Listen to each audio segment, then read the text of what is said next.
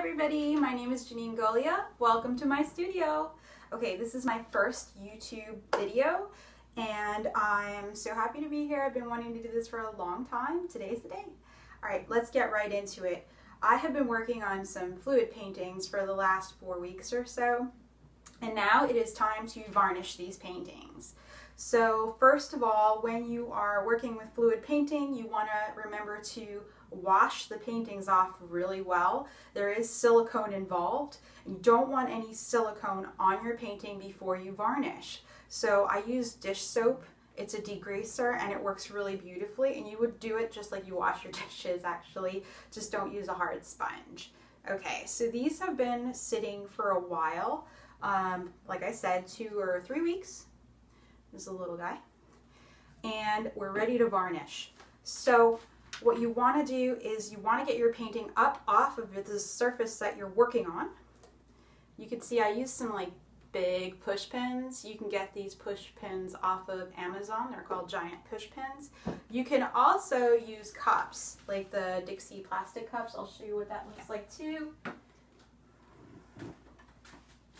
It's really about preference. Now, something you want to keep in mind with the push pins and the cups is that when you're doing this, you want to try and get the cups under the painting. I kind of learned the hard way because look what happens. You get like this plastic sort of like ugly edge that you have to kind of like work on to get off after your paintings are done. Okay. So today I'm using Varnishing Ultimate Polyurethane, and it's water-based. It's crystal clear gloss. It is non-yellowing. That's important because you want your paintings to cure and you really don't want any color change in them. And when you're working with this stuff, you don't want to shake the can because you want to get those air bubbles out of there. You don't want any air bubbles in your painting. Now I got my trusty good brush, and I say good because you do want like at least one, dare I say, more expensive soft brush to apply your varnish with, only because the cheap brushes tend to shed. You don't want hair in your paintings. Let me just get this off. I have it sitting in some distilled water because I was working on varnishing some paintings earlier. I use distilled water because the water here in Wimber, Pennsylvania is very hard water. So there's like mineral deposits and iron, and that does show up in the painting after curing for a while. I learned the hard way. Okay, so let's get right into it. We're gonna gently dip the brush into the bucket and kind of shake it off. And you want to sort of neatly apply it to the surface of your painting. And you're going to want to do this like 3 or 4 times to get a nice gloss all over your painting. And when you first apply it, don't be scared. There are a lot of bubbles that pop up, but like I said, it is self-leveling. So that means that the bubbles do come out, and I've actually had quite a few successful paintings with this stuff, so it really does work very well as far as getting those bubbles out. Okay.